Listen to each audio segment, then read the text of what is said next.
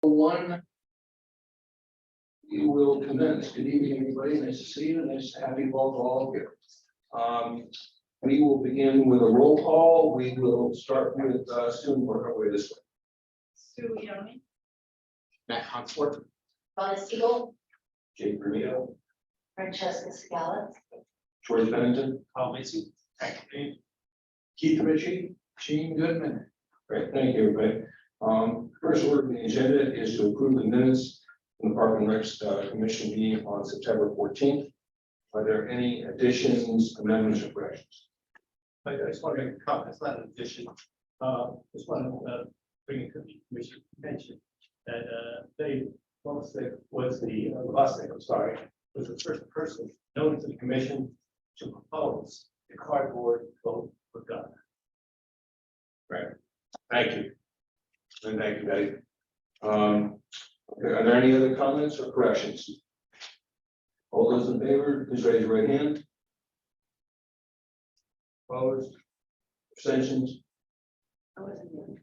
Okay, that's right. So carried. Next order of business, Julia, Grace Church. I'm gonna ask you to pass these down. Sure.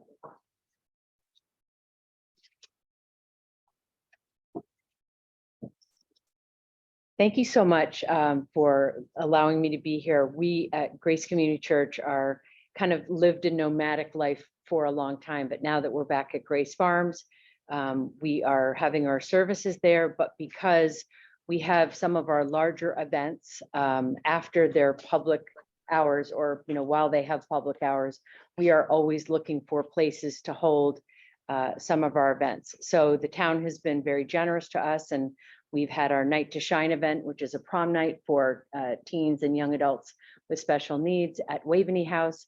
And now Grace Church is doing a trunk or treat event, which I've just done a little quick card for you, looking for a place to have it. We have a wonderful relationship with Oak Ridge Commons, which is just north of Grace Farms, where they have a large parking, and we use that for overflow parking on Sundays.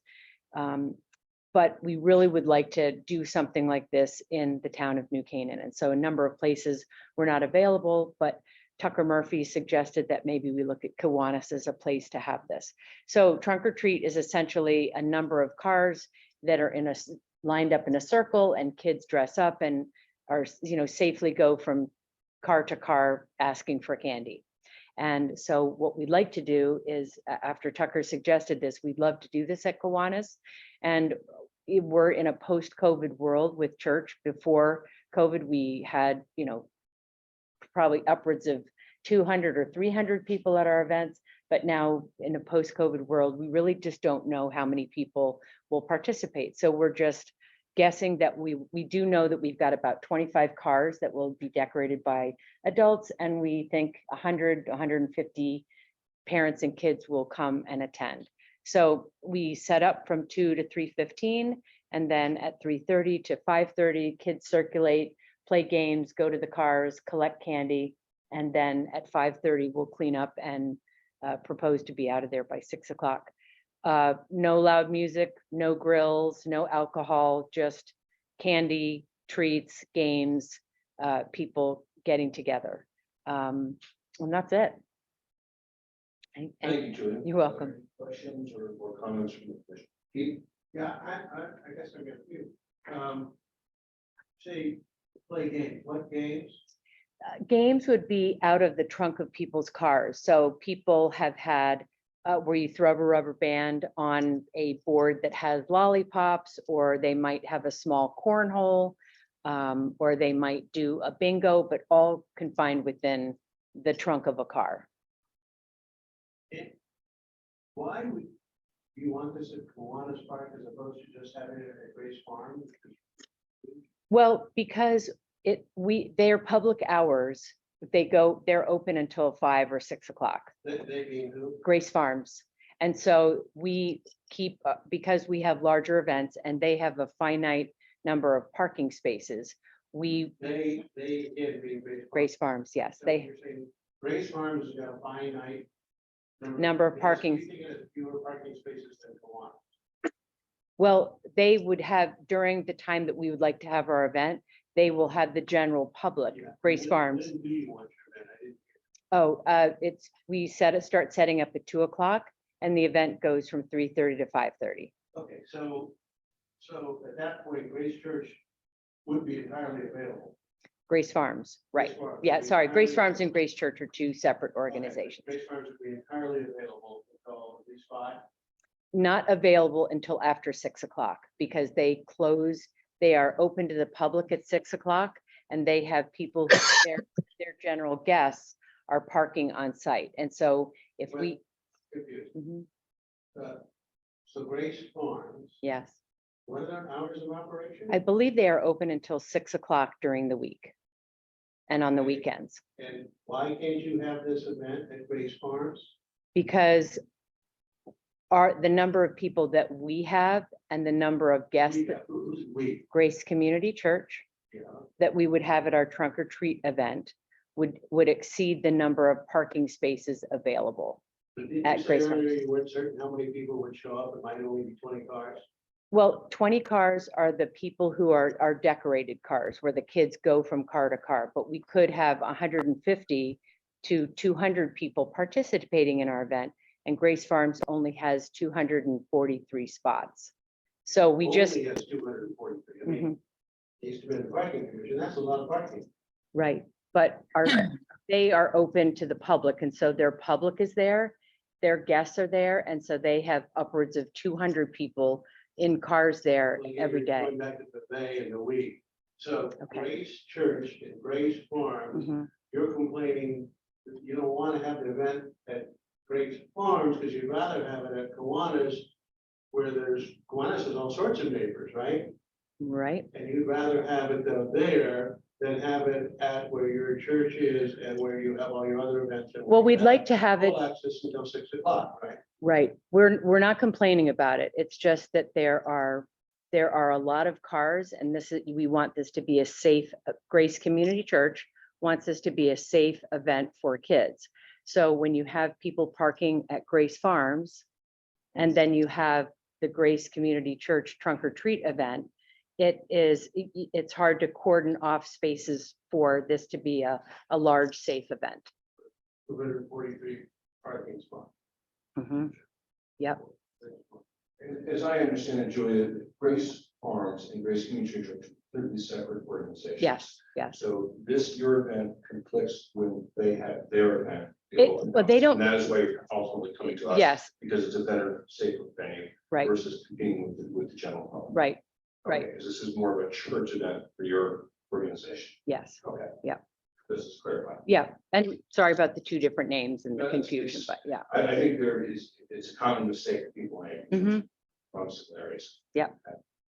Are there any other questions or comments? I would just think that it makes sense. I mean, you are going to have children going car. There's not much activity on Saturday in the fall there, other than maybe the neighbors and people walking through. Certainly get your point of having it in a parking lot that's mostly empty on a fall Saturday But you, versus you have the other the two option. parking lots Yeah. there, don't you? You have the upper parking lot and that could be dedicated to the children walking around and the public parking down below. Right, but we've asked and they also like us to have our larger events after hours. And this is, And this this is is an a after- larger event. A larger event, yes. Uh-huh. Right, exactly. So their preference is for you to find another venue, is that correct? And I think ours too, just to keep Okay. it safe you just don't want cars coming in and out and having to block off spaces. Sure. No. So, Okay. Do we Yeah. have a sense for how much parking we have available at Kiwanis for guests? I don't know how many parking. There's no, I don't know, John, there's no designated parking areas. I'd be guessing, really. We could figure it out, but not on the fly. Right. Yeah. I was wondering how many before we then have to consider about overflow onto the Overflow, street. Right. Hank? Yeah. First of all, I think this is a lovely use of Waveney Park. And this question is, Not Kiwanis Waveney, Kiwanis Park, sorry. And John Howe's question is directed at you. Will restroom facilities be open during the hours that these folks want to It do hasn't this. been winterized yet, but we're getting close. Okay. So, we can keep them open. Good comments, good questions. Can I have another? So this is because it says on your card, Grace Community Church. So this is a Grace Community Church event. Correct. But it's not going to be held at Grace Community Church. They're two different things. Right. Well, the church is there too. I know, but they're. Okay. Are there any other questions or comments? Good point. So just so we understand the motion, it is the use of Kiwanis Park on Saturday, October 22nd with a rain date of the 23rd from basically the hours of 2 to 6 p.m. Yes. Okay. Okay. Is there a motion to approve? Thank you, Ronna. Is there a second? Sue, thank you. All those in favor? And I'm here now, George. Steve's here. Thanks, Aye. Steve. Oh, thanks, Yep. Steve. Thank you. Appreciate, you're He approved it. approved? Okay. Opposed? 1, 2. Okay, approvals carry. Have a great event. Great. Thank you so much, everybody. Thanks. Thank you. Great, thank you. Okay, our next order of business will be Mr. McAllister with New Canaan Baseball.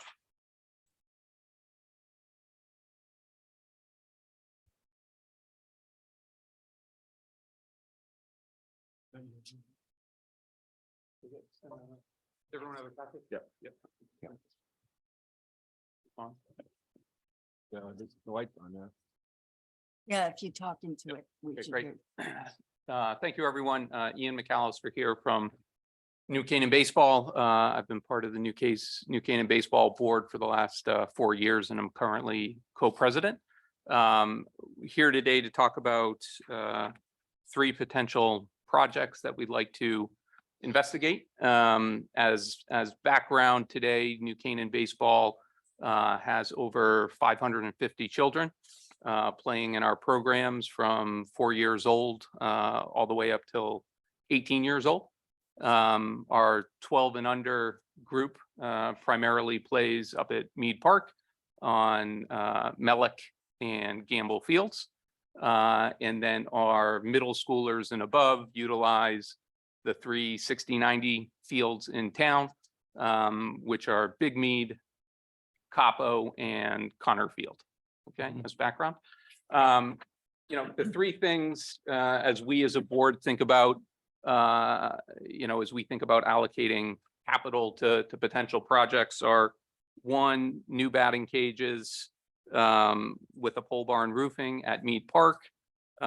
2 is some new dugout fencing and walk-in dugouts for Big Mead Field. And number 3 would be equipment and maintenance sheds to be housed at the 3 60-90 fields. Okay.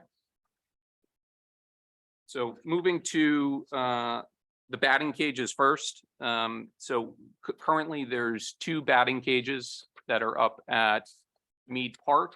They're old, tired, and worn, to say the least.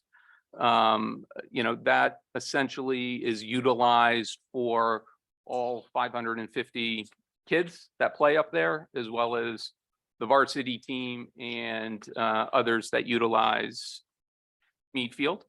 We'd like to look at replacing those. Currently, the footprint that is utilized is 75 feet by 45 feet. It houses 2 bays today, but there is nothing on top, which doesn't allow particularly the varsity team in the spring, if they get weather, to practice, right? So the idea would be to put kind of an open pole barn structure covering that so that the cages could be utilized in inclement weather. End result, I know we recently did, the cages up by softball, kind of a look and feel like that with kind of turf on the bottom and kind of that look. Page 2 here just took some pictures to give you a sense of, the state of the cages today. As you can see, there's some overhang there. It gets filled with debris. maybe on the next page, John, flipping, the netting has come down, there's holes in the netting. The bottom surface is just a stone dust, right? So if there's any type of rain, there's no real drainage or anywhere for that water to go. As I said, next page, what we'd like to investigate here is, bays similar to the picture that you see. Depending on the footprint, there's a potential for 2 or 3 bays to fit there. Generally, baseball bays run about 60 feet deep, and then in terms of width, between 12 and 15, depending on the style. So within the footprint, you could theoretically fit 3 side by side. And then there's a rendering at the bottom in terms of, the type of pole barn roofing, we'd like to put on top. So maybe there I'll pause to see if there's any questions with one, or would you like me to go through all 3? What is your cost and timeline on this? Yeah, so Batting cage, that's just the batting cage right now. that's just the batting cage. So, we haven't gone out to investigate cost. I think talking to John and the team here, the idea was just to come early in front of the group to see if this was a project that, there was support for before we went out and spent money for drawings and renderings and that type of stuff. I know the softball project, I want to say was 90, something in that ballpark, 80, 90,000. Right about, yes. So That doesn't have a roof. And it was 2 batting cages. Okay. I have a question. How high would the roof be? So the cages run 12 feet tall, right? So the normal cages, so, 10 feet over that, as it comes down, I'm guessing. Again, we haven't gone out to take a look at, renderings and that type of stuff yet. We're trying to see if this passes the smell test, but to give you a sense of the height of the cage, it runs at 12 feet. I guess I have a question. And what's the attraction of having the cover over the cage? To be able to utilize it in inclement weather. So let's say the varsity gets rained out from practice and John has the fields shut, right? It allows them to, conduct the practice. I Right. mean, you're saying so someone could use the baseball batting cage when it's raining? Correct. For snowing. Or snowing, or, Right. It's not very. Or sleeting? And the location, I'm trying to recall the location of the cages in Mead Park there. By the playgrounds. Well, All the playground. way- all behind the way left back. field fence. Back, Yeah. right. Yeah, And at the moment, you've got them side by side, but then this would be along the full length of that fence there with, I think we'd look to do them still side by still side by is the side. most logical, construction of it. Taking up the same footprint. Yeah, it's Right, says okay, here to use the okay. same Same thing. footprint, yeah.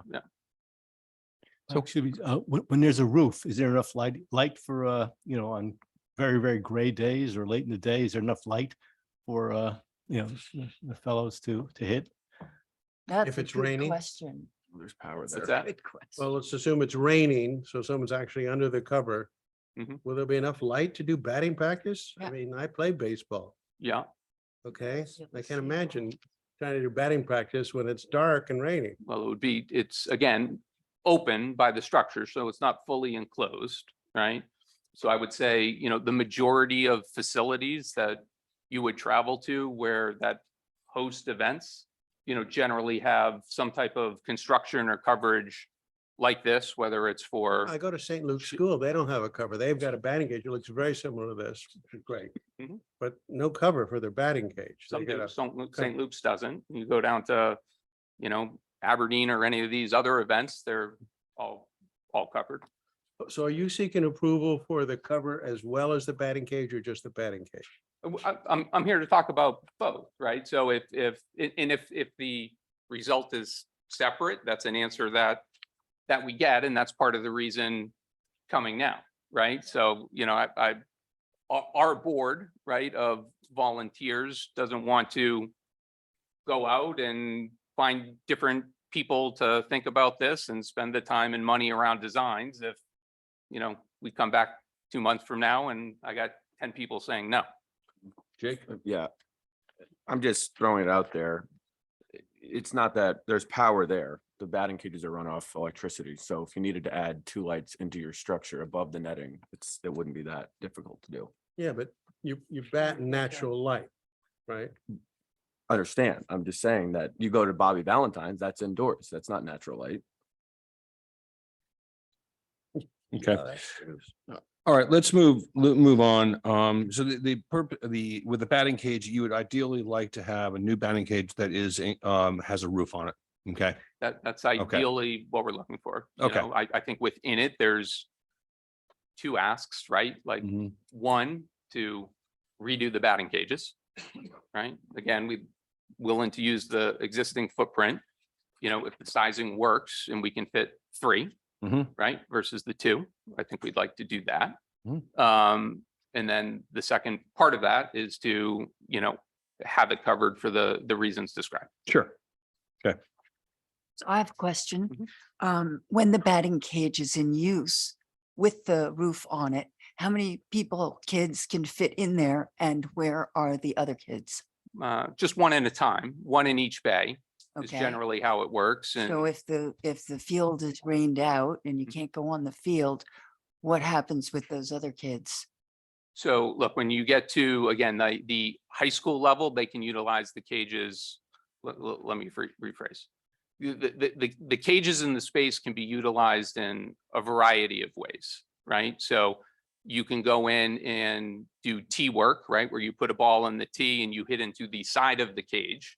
Okay, and that type of construct within 70 feet, you know, you could fit 6 or 7 kids within a bay, you know, very safely. You know, at times we often also break the cage into 2 with a large infield screen where you could do soft toss on one end or the other. And then a lot of times when you go up there, you'll just see one kid in a cage where someone's giving them live BP.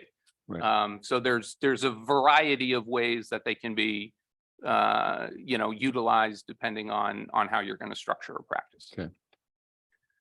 As a suggestion, because I know the dugout's a little bit more involved, and would it be okay if we take one at a time at this point? Okay, because as you guys will find out, there's with the other 2 projects, there may be a little bit more involved. This seems like pretty low hanging fruit in terms of the batting cage. So you're just looking for us to approve the concept of this. Okay, John, do you have any issues? Just the batting cage? I don't have any issues with the batting cage at all. If we're just replacing the batting cages, we don't need to go to the town council, building permits and all that type of stuff. Okay, The roof, we would need planning and zoning, most likely, building permits, town council, because even though it's not a true change of use, the Bach amendment they'd want to hear it. okay, all right. So, I would like to just sort of put this one out as a motion just for the batting cage right now to approve a new batting cage subject to planning and council support on that. As obviously, and you would do the necessary fundraising. But just to be clear, the batting cage and not the cover, Batting cage with the cover, with the cover. with the cover, with the net cover. Okay, can we separate into batting cage without a cover and then the cover separately? Would you mind separating it? Because they're not, you don't have to do one to do the other.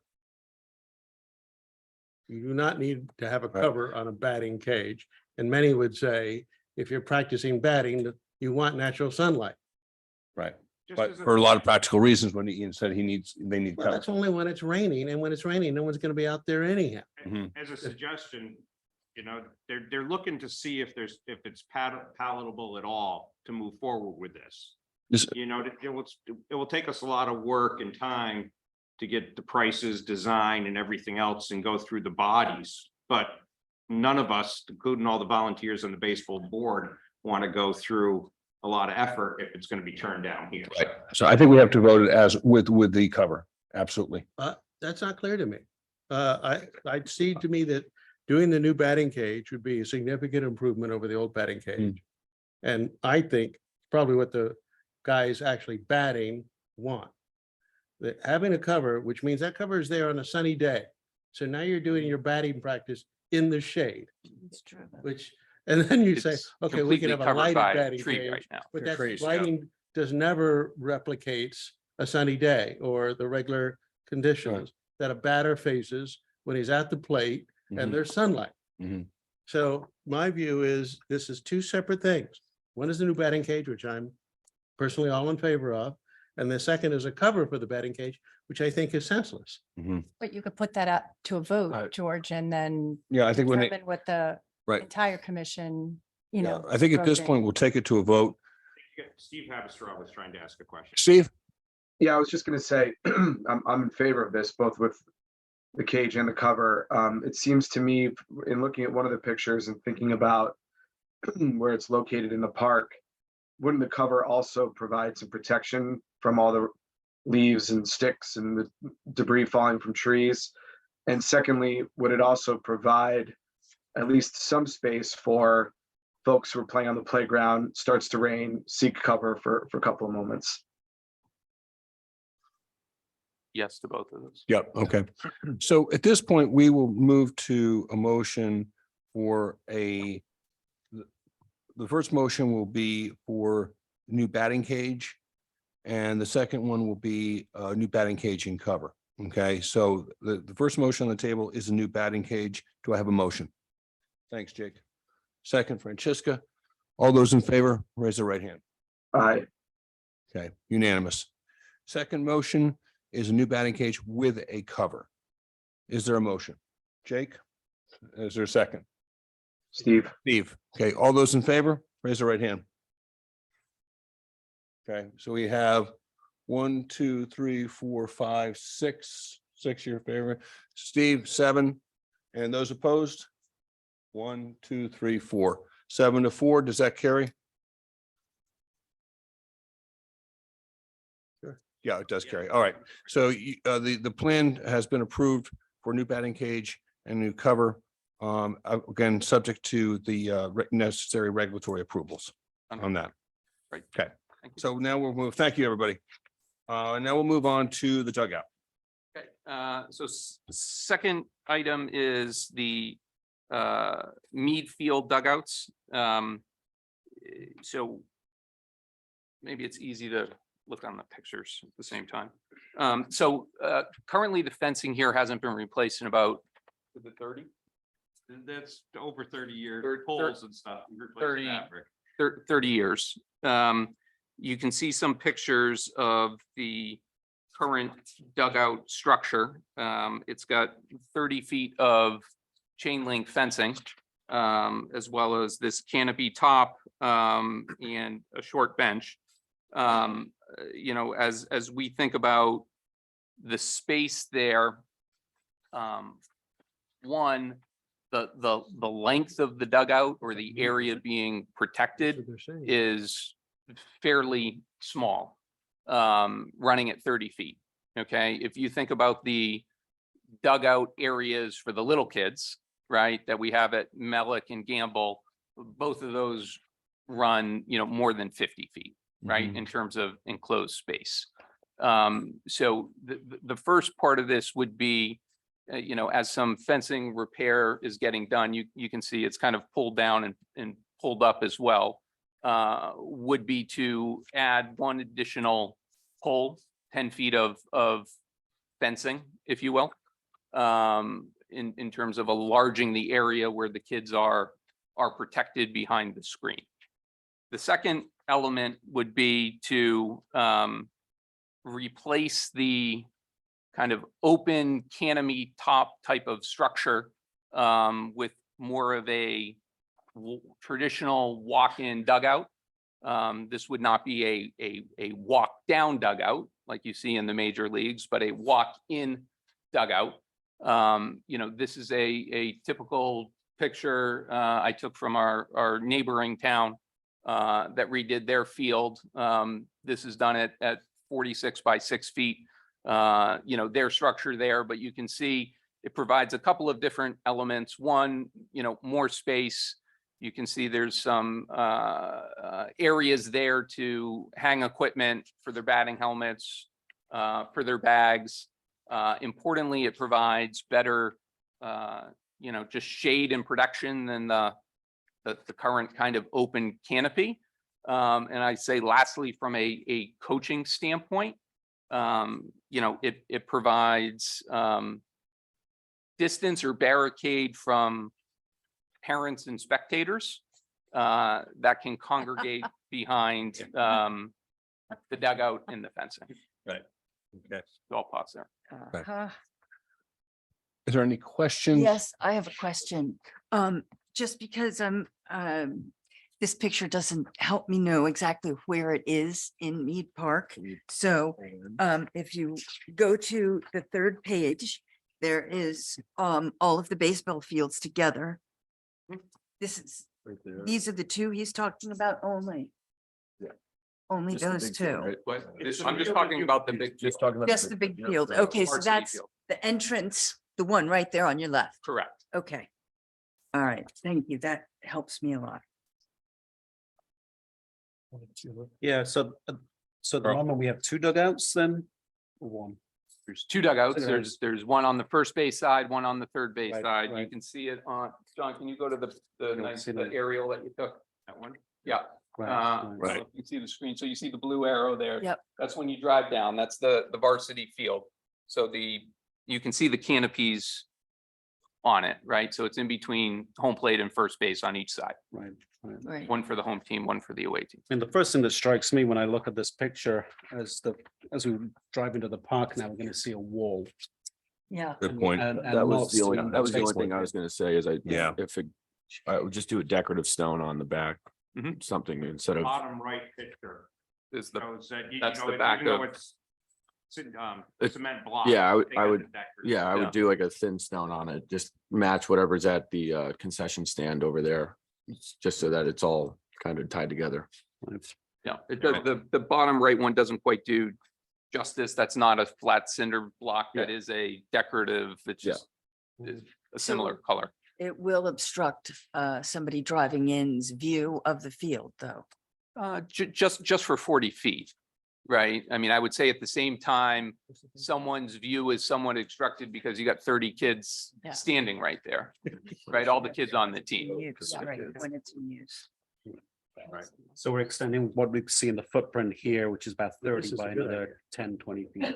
Yeah, if you're back, Carl, one picture. Yep.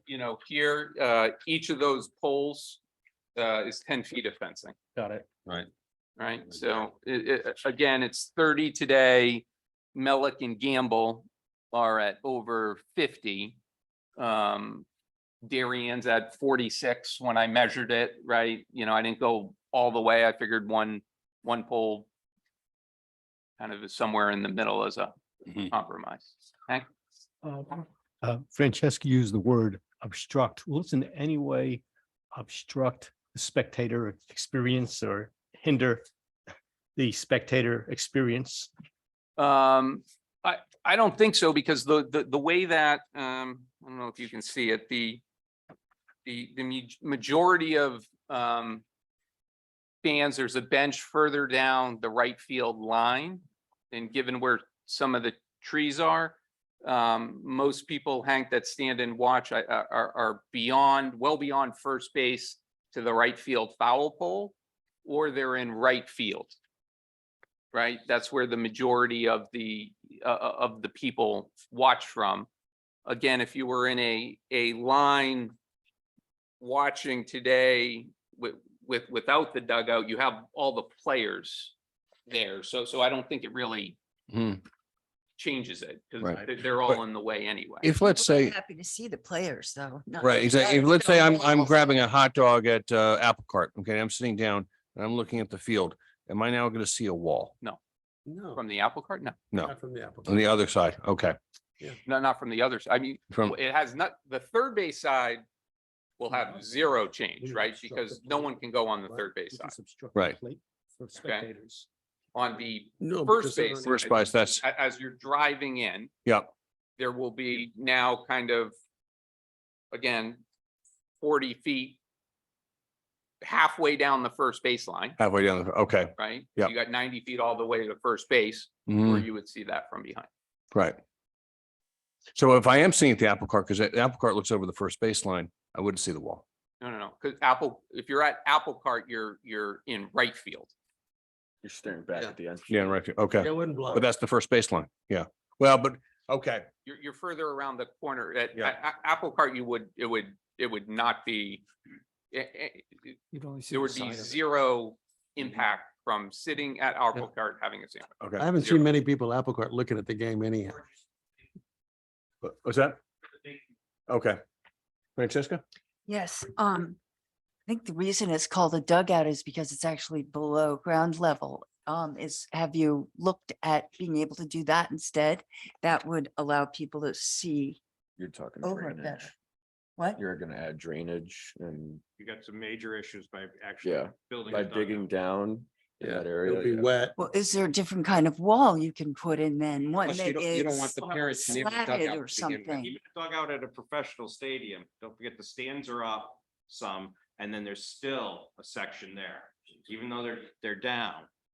So you can't bury them down at ground field level.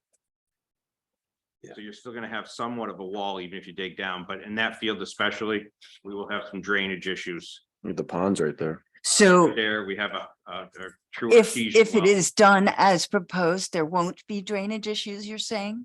It's gonna be on the surface. The only thing that we're creating is a roof that the water won't run every direction. It will run just backwards. Okay. I have a question. Gene? What about a roof without the wall? In other words, you'll still get, just like you'll get your protection from rain at the batting cage, you would get your protection up. I doubt you're going to play in a really storm. Obviously, the wall is not a plus in terms of viewing and stuff like that. So maybe you could explore a roof with an overhang, of course, too, not just. I mean, that's essentially what we have now, right? With the green canopy, if you're back Can- one yeah. picture, John. You know, so look, we're trying to advance the experience for the players. Mhm. Right? Like, the players don't like it. Right? They want to feel like they're in a baseball. Sure. dugout, Right. right? And I will say, as a coach, I don't like it. So it's cosmetic. Well, no, but will with a- block the but with a wind. purpose. I think it's more than cosmetic because it's also keeping the kids focused and it keeps the parents away from the kids. Mhm, Yeah. okay.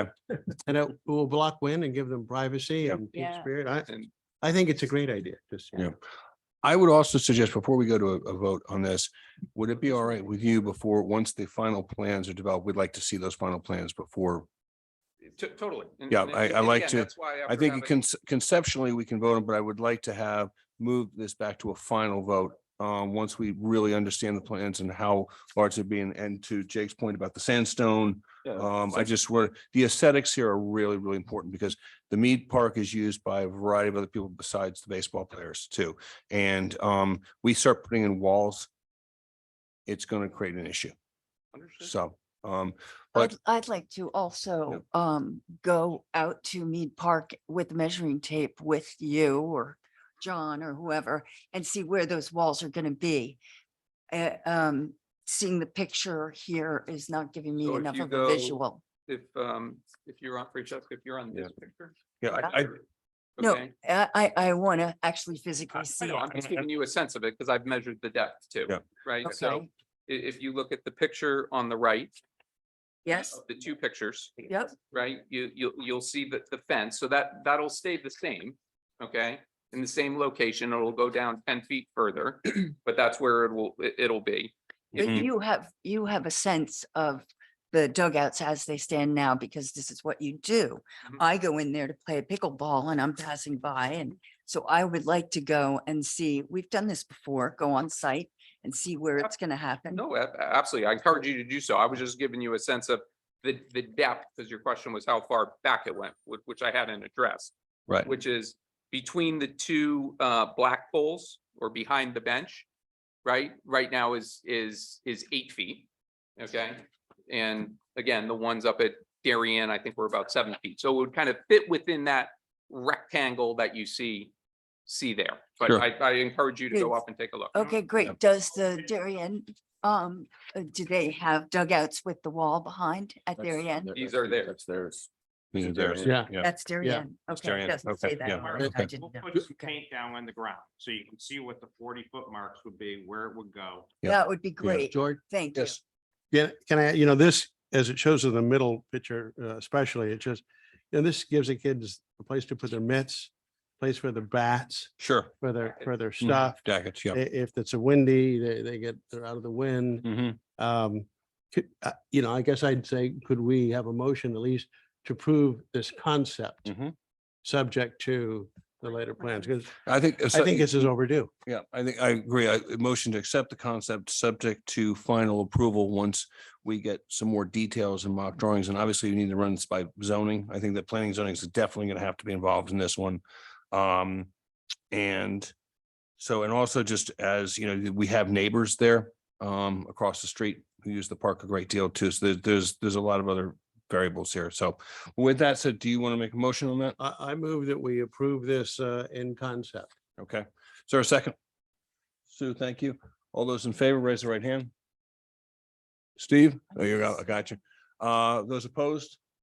Motion carried. Oh, you're close. I'm gonna oppose just because I need to see more. I feel like we're jumping on it. What does the Darien back up to? Who is actually looking at that mhm. wall?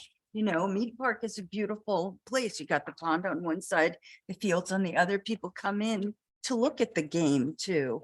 So, and plenty of people watch the games from in their cars in the parking lot. Mhm. And this is gonna prohibit that. Okay, I think these are all fair points. And again, this is just a conceptual approval so the New Canaan Baseball Association can move forward with their next steps. But obviously this is not a done deal by any stretch of the imagination. Okay. Yeah.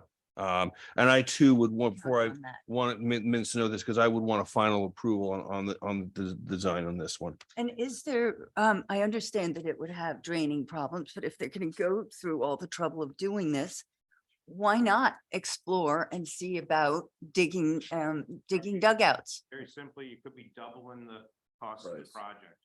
And we'll probably have to get wetlands involved. Yeah, Do not dig in. it changes it completely. Yeah. The third base side has no sunlight really Yeah. and is already wet because of the pond back there. We have a true artesian well. Yeah. So It it become pumps a, water up through become a the top wading of it, pool.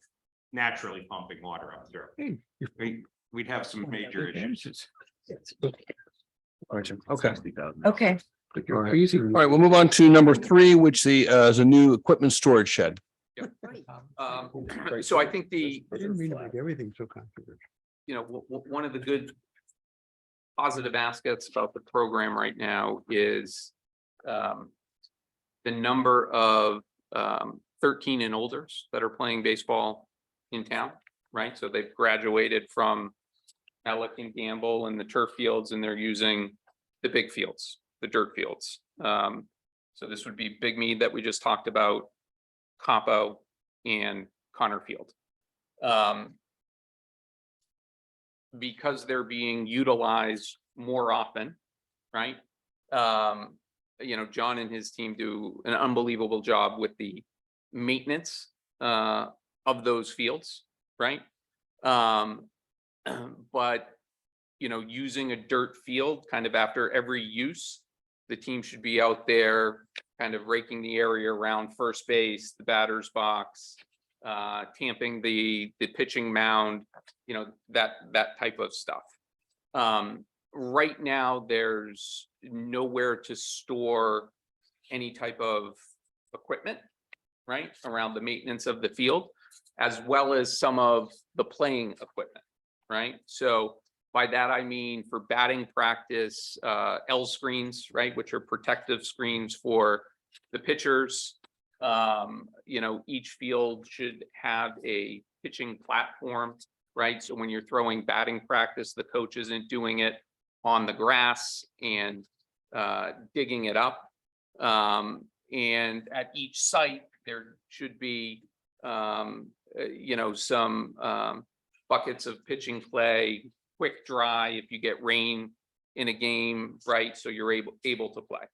What we have up at Saks, okay, is, you can see on the last page, kind of looks like the one on the left. You know, that's up at Saks at the 57. It's a small little maintenance shed, right, if you will. That again, allows you to house some of that equipment. Today, if you drove up to Big Mead, you'd see 7 rusty L screens just out in the open, right? Those should be in a good spot every night, okay? So the idea would be at Big Mead, there you go, John, the picture you have up. Currently, some of that is housed in this trailer that sits behind the third base dugout.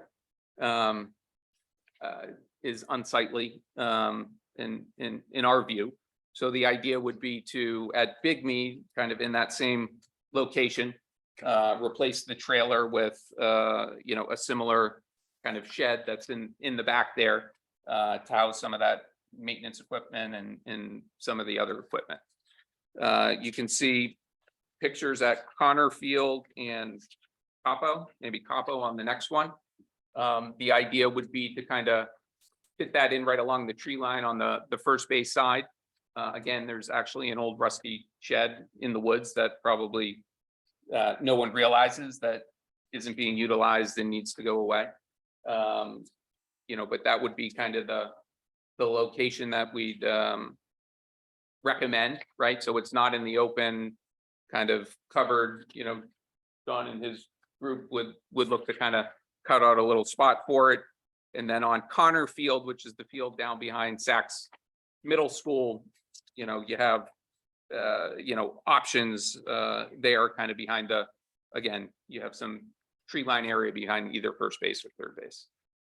So just because you're really looking for approval for 3 sheds. Correct. Okay, so one at Mead, one at Capo / Waveney-ish, okay? And then one at Saks Connor Field. Question, do we have jurisdiction over Connor Field or is that the school? You do. We do, okay. Just want to clarify that. These sheds that you're looking at in the back here, the last page, are they fairly portable? In other words, if for some reason location A doesn't work out, location B can be considered, and it doesn't look like. Yeah. And the way they deliver them, they're fully assembled. Okay. It's like a Home Depot shed. Okay, Yeah. okay. Keith, How many trailers are there? We have one trailer at the big field. Okay, so there's just one. There's just one at the big field that houses some equipment. Coach Bloss uses that, right? You know, Yeah. he'd be the first to raise his hand and say, yes, help me out, put in a new one. And then there's nothing at Connor or Capo. And is the trailer moved at all? It just sits there. So effectively, it's kind of like what you're asking for in a way, except for an ugly version.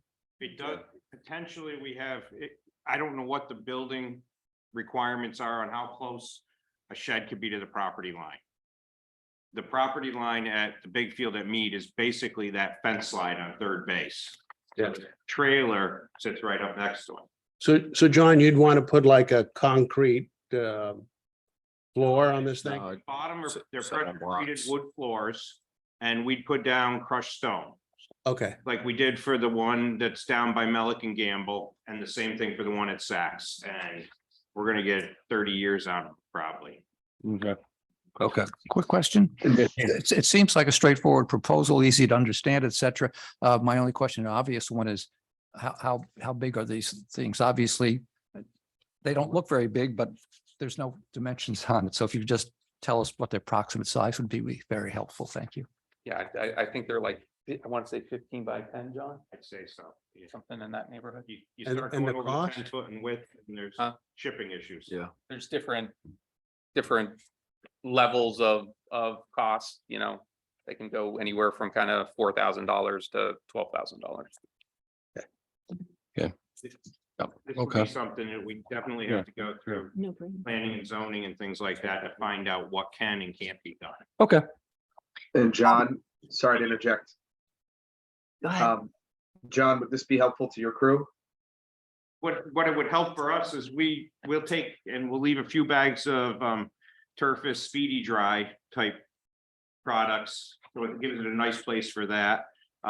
It's a big field at Mead. We regularly put out, we change the bases out for varsity football, varsity games, stuff like that. So a couple buckets of clay, it gives a nice dry place for that. Personally, it'd be nice to get the L screens and that type of stuff instead of strewn around, put back into a shed when it's done. It just Yeah. neater appearance. Sure. Francesca? I have no problem with the sheds. The only question I have is the location of the one behind Lapham Community Center. How about in the woods across from, closer to the water tower? The reason we like the woods at Lapham Community Center is it is a section of woods, so it's not like it's gonna stand out there. It's like It's a also little on the circle. same level. Or closer to the same level where the third base line drops way down. So in the woods, that section, that's why we're looking at the. So it's nothing that anyone at Lapham Center would look out the windows and see. In the middle of winter, yes, you'll see a gray shed around gray trees, that type of thing. But it's not like it's gonna be a big eyesore. It's gonna be set into the woods. All right, that's the only one I have a question about. And we're confident Sheds, that's not I utilized understand. for anything at Lapham at the moment, that spot. Sorry. That spot's not utilized for anything at Lapham. No. Doesn't conflict. Okay. All right, is there a motion to approve these 3 sheds as proposed, subject to zoning approval? Is there a motion? Jake, thank you. Second? Keith, thank you. All those in favor? Sure. Opposed? So carried. Ian, thank you for your time. Thank you very much. Good luck with Appreciate it. everything and Yep. let's keep us posted. Will do. All right, thank you. Okay, next order on the agenda is asked both Jean and Jake to give us an update on the ice rink. Okay, I'll kick it off and Jake will give us some update on a certain area. Anyway, our target opening date is December 17th. Normally it would be first weekend after Thanksgiving, but everything considered, we want to give ourselves enough time to make sure we can get this done. So that's the first update. Second one is that this season we will not be including the skate shop. We're trying to not bite off too much. Let's just get it up and running and not go all the way. We hope to do the skate shop in this next season. Third, I'm happy to report that I was at a Board of Finance meeting last night. Tom O'Day was there by Zoom. Tom and the Winter requested or made a request to the state for a grant of $200,000. That grant was approved by the state, but certain approvals within the town are necessary. And the major one was, in fact, the Board of Finance accepting that grant, which is specifically the town. It will go to the town, but it's specifically for expenditures by the ice rink or for the ice rink. So that was approved by them. There's still some bureaucratic loops to go through, but that's a very good positive thing. Next of all, you might be asking when we're going to get started. We're hoping to start basically November 1st, assembling things, which would be building the box, if you will, to hold the stone dust. That's dependent upon the parking lot being paved. And this is where Jake has been working to see what's going on there and to make sure hopefully we hit that target. But I'll turn that over to Jake to talk to. So, yeah, I talked to Tiger. Paving will get done by November 1st. Probably going to get up there in the next 2 weeks. In that time as well, we'll dig a trench for the Zamboni tent. We'll put some electric conduit in and a water line in for the Zamboni, and that'll get done next Thursday or Friday. Okay. So we're on board over there. Gotcha. Terrific. Is the $200,000 grant, is that a one-time like block grant, or is that going to be recurring, or how does that? Well, it is a singular grant. We have 2 years, by the way, to spend it, so we don't have to spend it all at once, which is Okay. good. Tom has indicated that there's a possibility that he could seek additional grants, but this itself, by itself, is one grant, is not recurring. Okay. But there are opportunities. I've also, by the way, made day before yesterday, a grant application to the NCCF, New Canaan Community Foundation. Right. And we did receive $25,000 of ARPA funding Great. as well. Super. Are there any questions or comments from the commission? Okay, I'm excited. Really appreciate the hard work both of you have put into this. I know it's been a long struggle and a long journey, but Journey, I like the journey better. hey, Struggle. long journey. So looking forward to getting out there and seeing it. So thank you. John. Okay, I got a lot of good news to start with. So as everybody knows, Bill Cap retired after 42 years. At the town, we've gone through extensive interview process and we've hired a guy named Zach Philippus, if I said that right. He's been working for the town of Seymour for over 5 years, went to Western Connecticut State University. He actually is a baseball coach at Notre Dame in Fairfield. He lives in Shelton, and the best news, he's starting on Monday, the 24th. So we're very excited there. With that, the town's also hired a wedding coordinator, Phoebe Knowles, who's the executive director for the Conservancy. So she's doing the wedding coordinating part-time. So we're excited with that. She's been working with the case studies brands and NB, of course. That's going along well there. And then the final thing is we're seeking selectmen approval on Tuesday to hire our 2 missing groundsmen. We went through an interview process, finished up this week, and we're going to put 2 people forward for that. So it'll be fully staffed, which is the nice part. So going back to, not really going back, but the Conservancy, they're going to be putting up 6 birdhouses out in the genuine Meadow. 5 of them are bluebirds, and I'm completely drawing a blank on the other one, but they're birdhouses, so that's not much. Now the problem. After school programs at the schools. The rec department for years has been doing after school programs at mainly the elementary schools, but also SACs. And misunderstanding, whatever you want to call it, we didn't do them this fall. There's been some outcry from parents. Talking to the superintendent of schools, they'd like us back. And so we are shooting to go back to do parent conferences, which are the beginning of December. We'll have outside contractors go in there to run some programs just to keep the kids busy. And then back in January, we're planning on being right back in the schools running programs. So today, Ryan's been working hard on the fall baseball work bid. He took on the whole project, open bids today, and we're going to go seek approval for the fall work on Tuesday from the Board of Selectmen. Very happy there. Some people probably noticed that the dog park is partially closed off. We've seeded that. Seed's coming up great. That and a lot of other fields we've seeded this fall after a very tough drought conditions. We're going to be keeping that section of the dog park closed right into the spring until after the grass starts really growing. Otherwise, we'd really be wasting our time. But we've been taking care of the whole dog park, fertilizing, and it's coming along well. So we're happy there. Great. We're happy that it's raining now. We had a rough year on drought. So again, another project that Ryan and Todd have been taking care of is overseeding and aerifying all our athletic fields. And we're virtually done. So we're happy there. Here's some pictures of the tea house.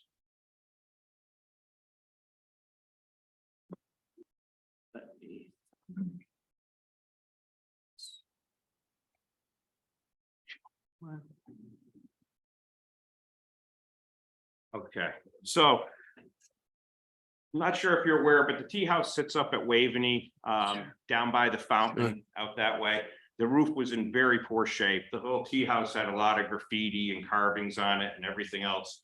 So the town finally got around to replace the roof. And while they were there, they did a lot of other work. So this is just a few pictures. You can see that even the brick walls, they went and they steam cleaned them to clean them up, clean up the mortar. They had to make some of the moldings over again. Luckily, there was enough molding there that they could duplicate it. Great. You can see the wall on the left in that picture is before they steam cleaned it. And then the wall on the right is further down, but it's the same basic look of the wall. So cleaned it up, made it look nice. Yeah, it looks terrific. Looks, Mhm. you know, that's, Really? there's a before picture. You can see Yep. that even up in the upper beams, it was carved in, stuff like that. So. But very nice building. So, Great stuff. and with that, they started today on redoing all the walkways, the 4 walkways that go basically around the fountain there. So. Those walkways in the next probably 2.5 to 3 weeks will all be rebuilt. Terrific. Next March 25th, the color drop's gonna happen again. So I'm planning on going back up in the helicopter and dropping all the golf balls down for the fundraiser for the school. And we've been busy in the rec department. Yesterday, we had pumpkin painting. This Friday is the witch's ball. And then you can't forget the Halloween happenings, which is in a couple weeks, whatever the date is. So, you know, everything's going well. So, Absolutely. any questions? And we have caffeine and carburetors on the 23rd, correct? Caffeine carburetors is on the 23rd. I walked that with Doug Zumbach a few weeks ago, and we have a follow-up meeting next week just for final details. Good. Any questions or comments for John? I do have some. Okay. Talking about tennis, the lights were approved and budgeted, and what happened? We received a quote and we've asked for them to update the quote. We need that before we can proceed. So they gave us a quote before, basically a budget quote, but now that's out of date. Oh, So I then thought the the next funds step were will be- approved and it was going to be put in July, so, But no. okay, so now, The money became available after July 1st, but they weren't gonna ever be put in July. okay, Because we would have had to close down the courts while they did the work. So as the courts close is when we were planning on doing it, and we'll still plan on doing it over the winter. it'll be done over the winter? We're hoping. We still, Okay. we got to get the final quote. We got to make sure it still meets the budget with the way prices have gone. And then we have to get approval and have it done. Okay. Do you need anything from us more to have them get done, or are we all done with what we can do to help you? Right now, hopefully you're all done. Our Okay. biggest problem we could run into is if it's over budget now. Can I Okay, ask a question on that? I guess this is before my time on the commission. Is this lights for the tennis court so people can play at night? yes. The Evening. tennis court has lights, courts 7 and 8, but they have been out of order, not bright enough to play at night for a decade, wouldn't you say? It's been about I a don't think decade. they've ever worked well, and I'm in my 25th year. Yeah, Is there any proposal, and I'm not a fan, but for pickle? Lights for pickle? There's been discussion of trying to light pickle, yes. Have you gotten complaints from the neighbors about the noise from pickle? Not one, Really? Okay. not one complaint. yay, because we thought there was going to be a Good. lot of it. I also wanted to talk about payment. We've brought this up before, Carl and I did. The pros for the racket sports are really struggling because they each have a staff and they have to pay their staff. And right now it's really hard with COVID times to come up with staff, period. And then they come up with them and then they can't pay them because they're not getting paid. So, It's really not for the commission's purview. With that said, they know what, when they're hired, they know they get paid at the end of the season. We tried to get them a deposit up front, and the town will not do it. so, So when each season finishes, they submit an invoice and the invoice gets paid. Back in July and August, we did have issues with the turnover in the finance department. They're fully staffed now. They're paying bills. So going in front of the Board of Finance, it's not, you're saying it's not our business to talk about this? How they get paid, it's an internal function of the town. Yeah, it's internal function, it's not Park and Rec. Okay, well, we did talk about it before. I didn't know it wasn't our business, but okay. That's something that we've got to address. Somebody's got to address somehow, John. I'll whatever. And the pickle lights, you say that that's being talked about. What would you need for it to actually come out as a proposal? Right now, it's not in the budget. We don't have money sitting around for pickleball lights. Our So if initial talk with Musco Lighting, who is the contractor that does all our big field lights. I don't remember the number offhand, but it was huge. Oh. So right now, we work on the 5-year capital plan. So if we were to put it in the budget, we would be putting in 5 years out to march forward. If people want to raise money or, talk, then you could talk to the Board of Finance, the Board of Selectmen, the Town Council to bring it forward. Okay, But right now, there isn't a project to do pickleball lights. all right. Remember, it took us a couple of years to do. I do, pickleball. I remember well, yep. Mhm. And even just to get the lights that were there reapproved to have them upgraded took a lot of time, Right, it goes through Yeah. the budget process. right? Okay. There are some things that are broken down with the paddle courts, and I want to know who to talk to about that. Me, Okay, but all I think right. we probably can handle that outside this meeting. Yes, absolutely. Yes. And oh, the leaf blower that you have for the paddle courts is wonderful. Can we get one for the pickleball courts? Or a broom or something? Well, I don't know what one we have at the paddle courts, honestly. Oh, it's in the little screened in area. There's some brooms and a Battery-operated leaf one. blower there. Who charges the batteries? We can talk about that off. Okay, good. All right. Then I'll take up those things with you separately. Thank you. Thanks. Okay, thank you, Francesca. Any other comments or questions for John? Hey, John, thank you. Appreciate it. I do have one more. How about the playground at Waveney? We're still waiting on the committee to be formed. Okay. Don Yep. and I talked about it this morning, or was it yesterday? This morning. Do we know who's going to chair that committee? I don't remember.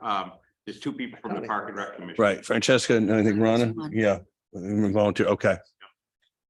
So should somebody from this commission volunteer to be chair? Okay. My only suggestion, if you guys want to talk amongst yourselves, somebody wants to, if we need, if the committee has to be formed and start moving the ball down the field. Okay.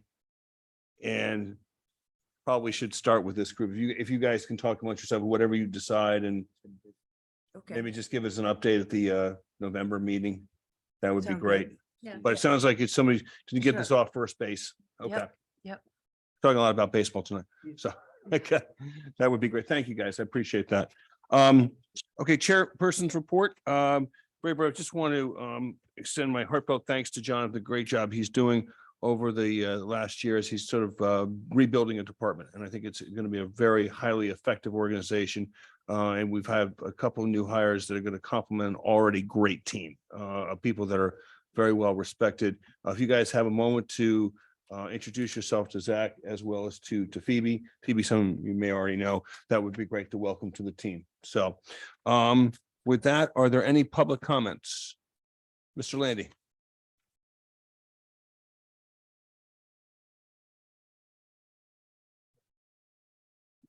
They're all lighted, so. Yep. all work.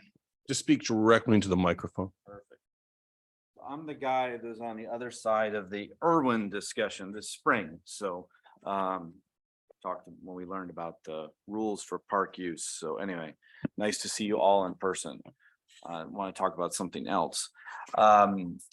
So Giacomo Landi, I live in New Canaan on Elm Street. I'm here tonight or this evening to ask for assistance from the Parks and Rec Commission to help residents set up and run a small scale, meaning 6 to 8 week rec style basketball program targeted to K to 4th graders this winter. Historically, the New Canaan YMCA has run a volunteer-based basketball program that non-YMCA member children can take part in. This program has now become disproportionately expensive, $525 for each non-member child, up from $400 last year. A two-parent family annual membership is $1,900, which really doesn't help the calculation for price effectiveness. Neighboring towns, for example, Westport, run similar rec style winter basketball programs from anywhere between $80 for kindergartners to $245 for 4th to 8th graders. Wilton's $150 for grades 1 and 2 and $190 for grades 3 and 4. Westport, as referenced, has both a Y and a rec basketball program. Based on a financial review pre-COVID 2000 financials, the 2001 nonprofit financials aren't yet available. It appears the New Canaan Y has seen significant cost growth compared with revenue growth, 16% versus 11% between 2015 and 2019. We're unsure what is driving this, but it does not appear to be the Y-ball program, as we understand from the Board of Ed, who I spoke to a week ago, Monday, that the facilities costs, basically incremental janitorial costs, are passed through with no markup from the Board of Ed for the Y-ball program, and have been very consistent since 2017, the academic year 2017-2018. Lastly, we understand that the Board of Ed and the Y have an in-kind relationship, essentially a facility swap arrangement, if I understand it properly, between the school swim program and the Y-ball program to manage facilities costs for both programs. This, of course, makes sense, and I fully support any efforts to control costs, providing maximum availability for New Canaan kids for multiple sports through such setups.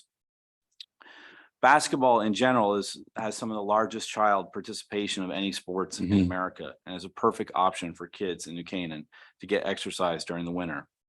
And if you look at the mission statement of New Canaan Parks and Recs, it's pretty clear what that is. And I would highlight the last two words, which is about reasonable cost.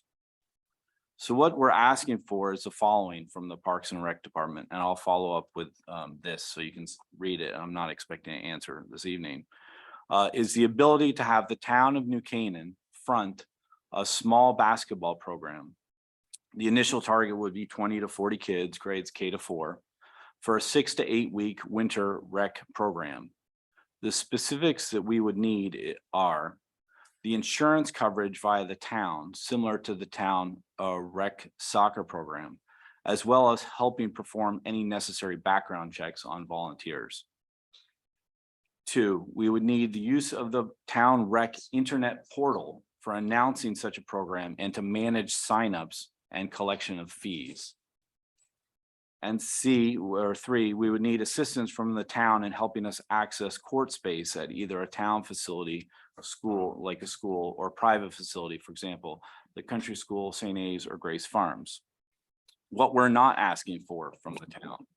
We are not asking for a financial subsidization of such a program, i.e. kids would be charged sufficient fees in order to cover any incremental costs, such as town insurance, a t-shirt, any incremental facility rental charge, etc. Any financial surplus would stay with the town. What will parents or volunteers do? Parents and volunteers will coach all the teams, reach out to potential basketball court providers, hopefully in collaboration with the town, ensure facilities are clean when the use is over, manage the program overall, i.e. manage court time, set up teams, price the program to ensure that costs are covered, and parents and volunteers will referee any scrimmages or games. We look forward to your help with this. I'll just make a general comment since I know Ian and our kids play baseball. If you sort of think about a tiering of how we would look at this, I consider a rec basketball program in this context to be like your entry level program. So this is like the kid that's never touched a basketball or just a couple times, you know, in COVID, they weren't even allowed to play basketball in school, for example. So that's like, how do you get mass introduction to a sport? And so we're not talking about like referees or tournaments or all this kind of stuff. It's like getting kids out, moving around in the winter. When the kids are a little bit more sophisticated and the parents are like more motivated, then you bump them up to Y ball. And when they're even more motivated, you basically bump them up to travel basketball.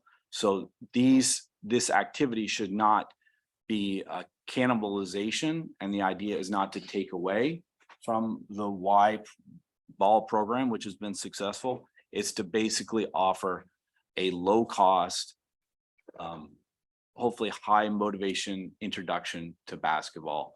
If we're successful this year, then that's great. And that's why we sort of have a small target for people. Then we can try see what we can do better next year. If we're not successful, then we've gotten a lot of good feedback and we can figure that out. I had a coffee with the police chief this morning because, you know, PBAs very often are involved with basketball associations around the country. He was motivated by this. You know, there's some people on the force that have basketball experience. There's parents that are willing to do this. I think there may be also staff at the schools that are willing to volunteer. So this is a volunteer activity. We understand the schools control the facility, the assets. That's a discussion we have to have with them. And we also have a challenge when we talk, you started tonight with Grace Farms. They have a basketball court. Part of the challenge of using the basketball court at Grace Farms is you have to be a 501c3 organization.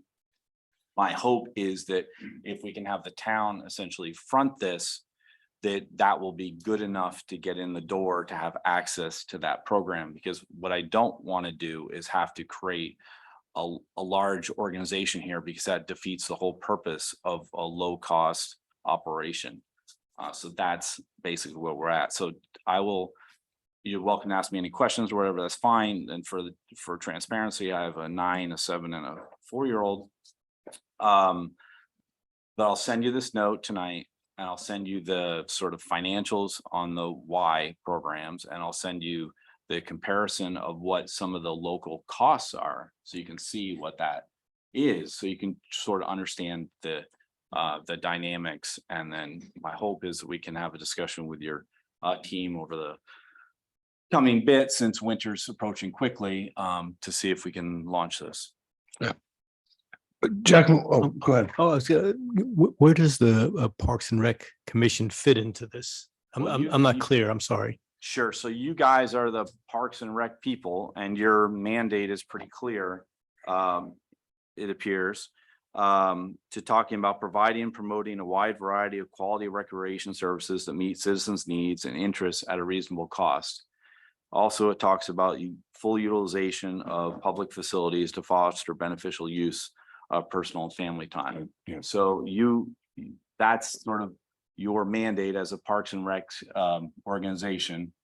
You run programs that are similar to this, meaning like soccer. Rec soccer, I'd say, is the best comparison to this, and neighboring towns, which are peer towns to us, do things like this. So Would you need our approval to move ahead?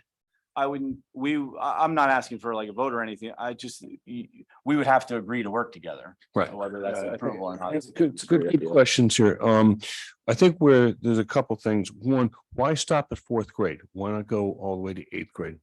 Well, there's a whole bunch of things on that. First, we want it to be successful. Right. So if we had 100 kids, that creates a different pressure point on us than like 20 or 40. Okay. If we all of a sudden found out, and the great thing about like a market sounding is all of a sudden, if you get like a ton of like 5th to 7th graders saying we want to do this, then that's like super interesting. And we should all find a solution to make that happen. So I have no objection to the age. It's just like, can we put together enough like teams or groups at the right age? And then you also have the boy-girl issue as well. Yeah, good What point. teams are co-ed and what are not, but there's no like intention to like stop at a certain age. It's Right. just like Okay. how. So you want to crawl, walk, run? I mean, is Yeah, there and something- also I think, to be honest, I think when you get into like fifth grade or higher, those kids may be slightly better and maybe even more appropriate for like a Y ball or a travel program. I mean, that's just my. Travel is separate from why. They Yeah, they yeah, have nothing, that's what I'm saying. yeah, they have nothing to do. Travel program is something totally Right. separate. Yeah. But I mean, the people that are playing basketball at that age may be more motivated for a more intense experience. Just a point of clarification. You're interested in indoor basketball, right? So if I have that right, then there's only Grace Church, the Y, and the local schools that have indoor basketball courts And St. A's. and St. And now, A's. when we're not Okay, sure so if none that's of still those open. are facilities controlled by this group. Right. We're at this point, we're not going to make any points, but my recommendation would be a meeting with Zach and John. If we were going to replicate something similar to that of you, like the soccer league, okay, and see where that goes and see what can be developed. I don't know if anything can be developed this season, honestly. But at least that would be a starting point. And working in collaboration with John and Zach, or other people that John wants to designate on this, then once the framework of a program comes together, then it would come to us to approve the program, not necessarily the facilities that we don't have any charter over. That's correct. But just remember, your mission statement is to utilize all resources under our control, including public parks, public buildings, public facilities to foster beneficial use. I mean, this is a town issue, so. We I mean, get that. We school- understand that. Yeah. Schools are even, they're part of the town, even if they're a separate, charter from the state. Right. If you will. So, but I would recommend good, the concept sounds very sound. I like the fact that, obviously you're taking small incremental steps first. Now, like you said, there's a lot of details. And we've got some wonderful people that could, potentially work for you and see if this can work or not. Obviously beforehand, I encourage you to, continue your dialogue with the Y and see if there's any compromises on their part. I don't know if there will be or not, doubt it, but yeah. I think they've been fairly clear at their expense development. Okay. I have a question for members of the past department here. Have we run any similar programs in the past? Have we had any experience of anything like this, even in another sport, maybe for using internal facilities to the schools for? Can't get it in Jim's page. Right, so that's been the key block in the past. Why uses the elementary schools from 9 AM to 4 PM every Saturday. Wow. That's their agreement they get for allowing the high school use.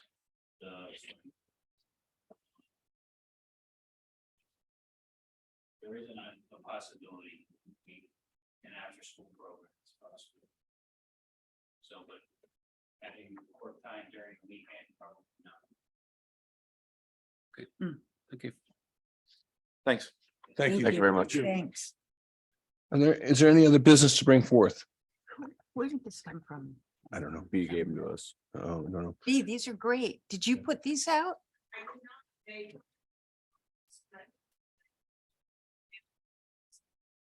Yeah. Okay. Very cool. All right. Is there a motion to adjourn? Motion to adjourn. Motion. Thank you, Francesca. All those in favor? We'll see you on November 9th. That'll be our next meeting. I believe the November 9th meeting will be at Lapham. Wait to be confirmed on that. Okay. Okay. Yep. Good to see everybody. Yeah. Kind of blew that. Thank you.